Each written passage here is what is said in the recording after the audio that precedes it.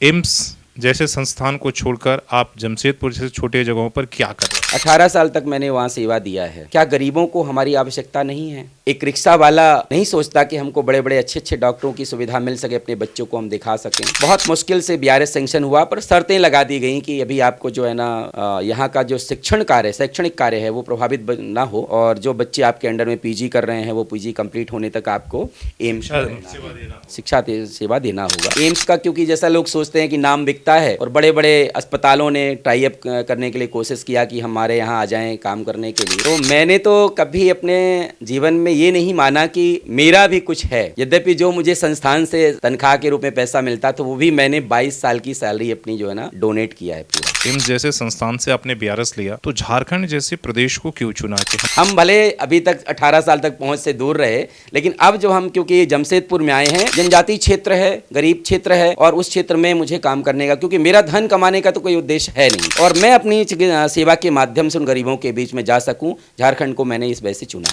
नमस्कार, सोशल संवाद में स्वागत है। मैं शशि भूषण। आज ऐसे एक शख्सियत से हम आपको मिलाने वाले हैं जो पेशे से डॉक्टर हैं, और डॉक्टर भी एम्स जैसे जो हमारे देश का सबसे सर्वश्रेष्ठ संस्थान है वहाँ पर अपनी सेवा कार्य लंबे समय से देने के बाद अब उन्होंने एम्स से छोड़कर हमारे और आपके बीच में समाज में सेवा कर रहे हैं, अपनी सेवा दे रहे हैं। इसके साथ ही ये समाज को एक नई दिशा देने की कोशिश कर रहे हैं। तो हम डॉक्टर साहब से हेल्थ जागरूकता के साथ साथ भी बहुत सारी ऐसे ज्ञान की बातें सीखेंगे। हमारे साथ डॉक्टर डी देवाचार्य हैं, तो उनसे हम बात करेंगे। सर, सबसे पहले समय देने के लिए आपका आभार। पहला सवाल आपको इसलिए कि आप इतनी बहु प्रतिभाशाली हैं, डॉक्टर हैं, आप जो है प्रोफेशन ये करते हैं, धर्म के लिए, धर्म कार्यों के लिए भी ये करते हैं। सबसे पहले अपने थोड़ा सा संक्षिप्त अपने बारे में आप परिचय दीजिए। एम्स जैसे संस्थान को छोड़कर आप जमशेदपुर जैसे छोटे जगहों पर क्या कर रहे हैं? अपना परिचय तो यद्यपि मैं कहीं कभी नहीं कराता, क्योंकि परिचय देने से लगता है कि मैं अपने बारे में बता करके लोगों को, और थोड़ा सा एक अहम की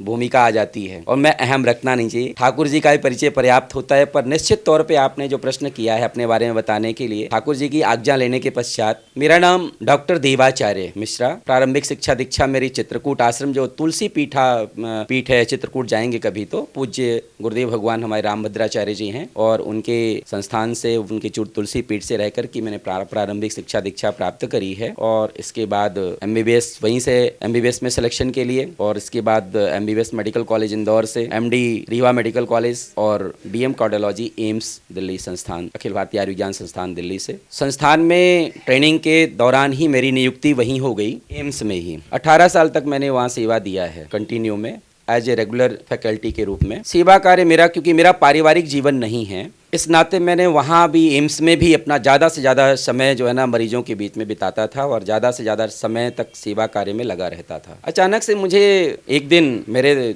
दिमाग में ही ऐसी, दिमाग की ही उपज कह सकते हैं, कि एम्स में तो कार्य करते करते ठीक टाइम हो गया, पर क्या हम ऐसे समाज के बीच में भी जाकर के अपनी सेवा दे सकते हैं? काफ़ी टाइम हो गया एम्स में सेवा करते करते, क्या गरीबों को हमारी आवश्यकता नहीं है? एक रिक्शा वाला नहीं सोचता कि हमको बड़े बड़े अच्छे अच्छे डॉक्टरों की सुविधा मिल सके, अपने बच्चों को हम दिखा सकें। मैं क्योंकि चाइल्ड स्पेशलिस्ट हूँ, चिकित्सा विशेषज्ञ भी हूँ, बड़ों को भी देखता हूँ, लेकिन बच्चों का स्पेशलिस्ट हूँ। इस नाते मुझे लगा कि अब यहाँ का कार्य तो और लोग कर सकते हैं, और मुझे ग्रामीण क्षेत्रों में जाना चाहिए। मैंने इसके लिए बीआरएस अप्लाई किया, और बीआरएस अप्लाई करने के पश्चात, यद्यपि मेरा बीआरएस स्वीकृति होने में बहुत परेशानी आई, क्योंकि मैं बहुत अच्छे से काम करता था, और कोई भी संस्थान एक अच्छे चिकित्सक को छोड़ना नहीं चाहता। वहाँ से आने के बाद बहुत मुश्किल से बीआरएस सेंक्शन हुआ, पर शर्तें लगा दी गई कि अभी आपको जो है ना यहाँ का जो शिक्षण कार्य, शैक्षणिक कार्य है वो प्रभावित ना हो, और जो बच्चे आपके अंडर में पीजी कर रहे हैं वो पीजी कंप्लीट होने तक आपको एम्स शिक्षा सेवा देना होगा। लेकिन मेडिकल का जो प्रैक्टिस वाला क्षेत्र था उससे थोड़ा सा उन्होंने रियायत दी। अभी 2 दिन जाना होता है वहां पर। जब मैं एम्स, जैसे मेरा बीआरएस सेंक्शन हुआ, तो एम्स का क्योंकि जैसा लोग सोचते हैं कि नाम बिकता है, और बड़े बड़े अस्पतालों ने टाई अप करने के लिए कोशिश किया कि हमारे यहाँ आ जाएं काम करने के लिए। किसी ने मुझे पूछा भी कि आपने बीआरएस इस वजह से ले लिया क्योंकि अब आपको पैसा कमाना होगा, संस्थान बड़े बड़े जैसे आपका मेदांता हो गया, मैनीपाल हो गया, जो बड़े बड़े अस्पताल हैं वहाँ पर जाकर के पैसे के लिए शायद, क्योंकि एम्स में एक निश्चित राशि मिलती है, तो मैंने तो कभी अपने जीवन में ये नहीं माना कि मेरा भी कुछ है। यद्यपि जो मुझे संस्थान से तनख्वाह के रूप में पैसा मिलता तो वो भी मैंने 22 साल की सैलरी अपनी जो है ना डोनेट किया है पूरा। 18 साल तक कंटिन्यू मैंने काम किया रेगुलर, फिर मेरा जो 6 घंटे 7 घंटे एक्स्ट्रा वर्किंग आवर बनता था, ऐसा करके 22 साल हुआ, और उसका भी एक्स्ट्रा मुझे पैसा मिलता था। वो सब पैसा मैंने गरीब बच्चों के अध्ययन के लिए लगाया, गरीबों में। बहुत ही आपका विचार, हालांकि जितना बड़ा एक कह रहे हैं उतना आसान नहीं होता। एक तो एम्स जैसे संस्थान में पहुंचना, नौकरी करना और उच्च पद पर, और फिर जो है BRS लेकर समाज के लिए यहाँ जाना और पूरी सैलरी जो है समाज सेवा में डोनेट कर देना।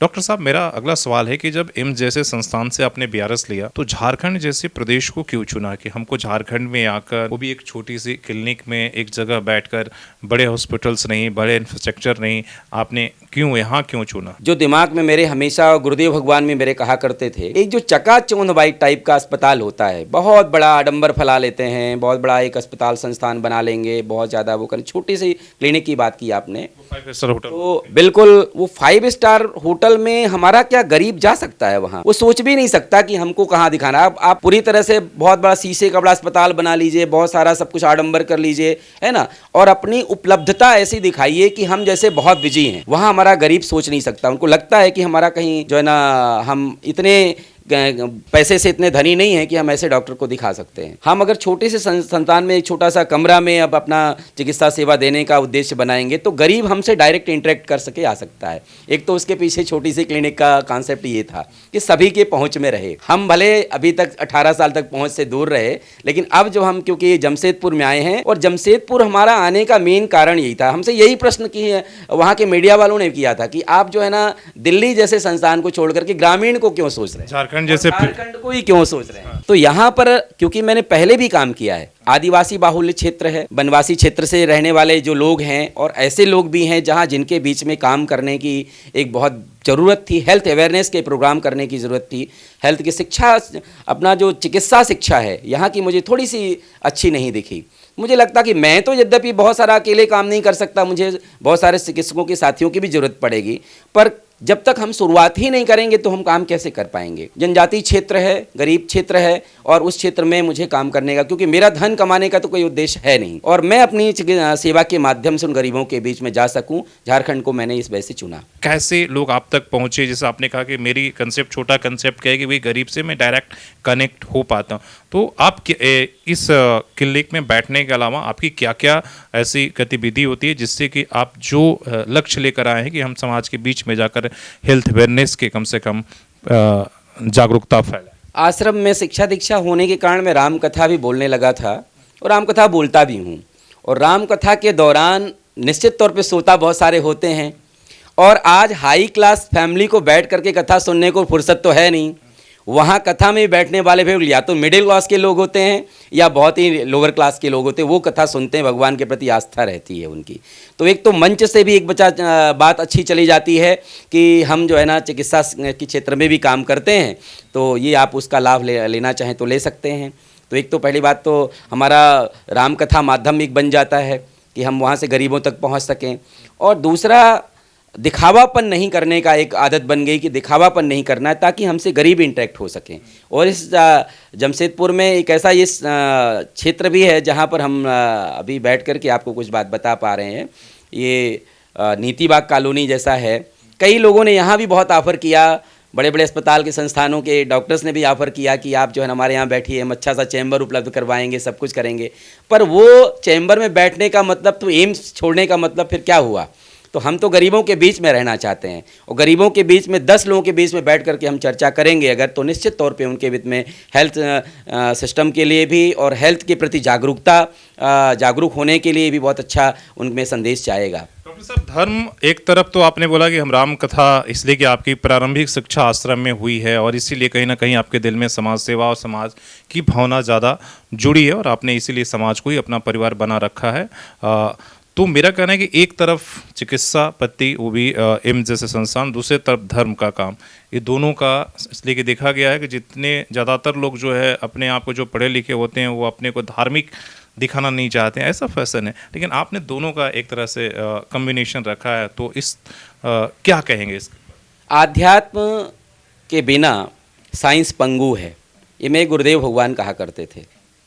मेरे दिमाग में एक हमेशा चलता था, जब मुझे कुछ चाहिए ही नहीं, मेरे मन में किसी कुछ भी प्राप्त करने की लालसा नहीं है, और लालसा न होने के कारण मेरे एक लालसा मेरे मन में जरूर है। गोस्वामी तुलसीदास जी ने एक चौपाई लिखी है, परहित सरिस धर्म नहीं भाई, पर पीड़ा सम नहीं अधमाई।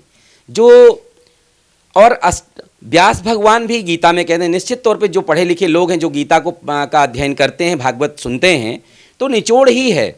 व्यास भगवान कहते हैं, अष्टादश पुराणेषु व्यासस्य वचनम द्वय, परोपकाराय पुण्याय पापाय परिपीडनम। परोपकार से बढ़कर के कोई काम है ही नहीं। और हर व्यक्ति को, और ख़ास तौर से मैं उन चिकित्सकों से भी आग्रह करता हूँ कि धन कमाना ठीक है, खूब कमाइए, खूब कमाइए, इतना कमाइए कि आपको धन से ही एक दिन नफरत हो जाए, लेकिन जिस कार्य के लिए आप आए हैं उस पर भी चिंतन करना चाहिए। भगवान का नाम अमीर नारायण नहीं है, भगवान का नाम है दरिद्र नारायण। क्यों दरिद्र नारायण है? दरिद्रों के नारायण हैं वो। कभी कहीं पर भी, कहीं भी भगवान का नाम, आप जितने भी नाम सुनेंगे उनमें कहीं पर भी अमीर नारायण नहीं है भगवान। भगवान दरिद्र नारायण है। जो भगवान दरिद्रों की सुनते हैं। हम इंसान हैं, हर इंसान में परमात्मा का वास होता है, तो क्या हमारा धर्म नहीं बनता नर सेवा नारायण सेवा करने का? ठीक है, अपनी अपनी पारिवारिक जिम्मेदारियां होती हैं, अपनी अपनी पारिवारिक ज़रूरतें होती हैं, किसी में आनंद आता है, मुझे सेवा में आनंद आता है। न तुम कामये राज्यम, और एक सूत्र है हमारा जो नेशनल मेडिकोज ऑर्गेनाइजेशन है, उसका एक हम लोग सूत्र देते हैं, हमारा स्लोगन कह सकते हैं उसको, न तुम कामये राज्यम न स्वर्गम न पुनर्भवम। तो क्या चाहिए फिर? कामये दुख तप्ता नाम प्राणी नाम आरती नाशनम। हमें जब कुछ नहीं चाहिए, तो अगर हम किसी भी दुखी व्यक्ति का दर्द बांट सकते हैं तो उससे बड़ा हमारे लिए पुण्य नहीं हो सकता। हर व्यक्ति को इस संसार से विदा होना है, जाना है, तो कुछ ऐसा काम करके जाएं कि समाज में हम कुछ सेवा कार्य शुरू करें। निश्चित तौर पे लोग जानेंगे, जागरूक होंगे, एक को देख करके दूसरे चिकित्सक के मन में भावना पैदा होती है, हम कर रहे हैं। कई लोग तो कमेंट भी पास करते हैं कि आप एम्स छोड़ करके आ गए, कथा बोलते हैं, सेवा कार्य, पैसा नहीं चाहिए, कुछ नहीं चाहिए, आपका पारिवारिक जीवन नहीं है। पर हमारा तो पारिवारिक जीवन है भाई, हम कैसे चलाएंगे?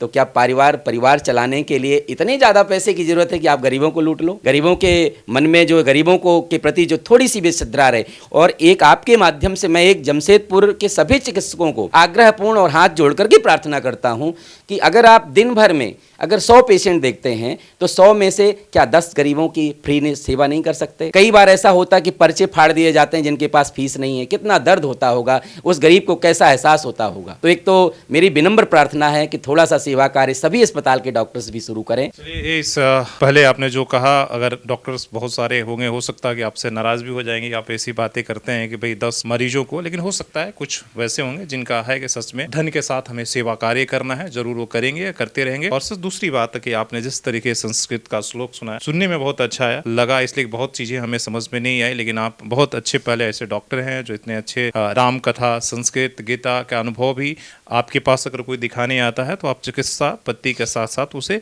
इस तरीके के चीज़ों से भी रूबरू आप कराते हैं, तो इसके लिए बहुत बहुत शुक्रिया। और बात करने के लिए, हालांकि अभी बहुत सारे सवाल है, लास्ट सवाल कि आपसे अगर कोई कनेक्ट होना चाहता है, आपको दिखाना चाहता है, तो वो सेवा किस तरीके से आप तक पहुंचे? जैसा कि मैंने पहले ही शुरू में ही निवेदन किया था, मैं चिकित्सा विशेषज्ञ हूँ। मैं अब अपने को तो कुछ नहीं मानता, मेरे से बहुत सीनियर डॉक्टर यहाँ जमशेदपुर में भी हैं, उनकी भी सलाह लेना चाहिए। पर जिस गरीब भाई के पास फीस नहीं है, बहुत कम पैसे हैं, उसको दिखाना है, उसको भी लगता है कि अच्छे डॉक्टर को हम दिखा पाएं, तो मैं यहाँ पर जमशेदपुर में 4-5 जगह पर अपनी सेवा दे रहा हूँ। एक तो पहली बात तो आप देखेंगे धातकी डी, आपने सुना होगा। धातकी डी में यद्यपि वो हमारे मुस्लिम भाई हैं, उन्होंने चैम्बर उपलब्ध करवाया है। आलम फार्मा है, 12 बजे से 2 बजे तक मैं वहां उपलब्ध रहता हूं। साक्षी में हमारा अनाया मेडिकल सेंटर करके है, साक्षी अपना भालूवासा उधर से आएंगे तो पहला दुकान पड़ेगा वो, वहां पर अभी 9:30 से और 12 बजे तक, और शाम को 8 बजे से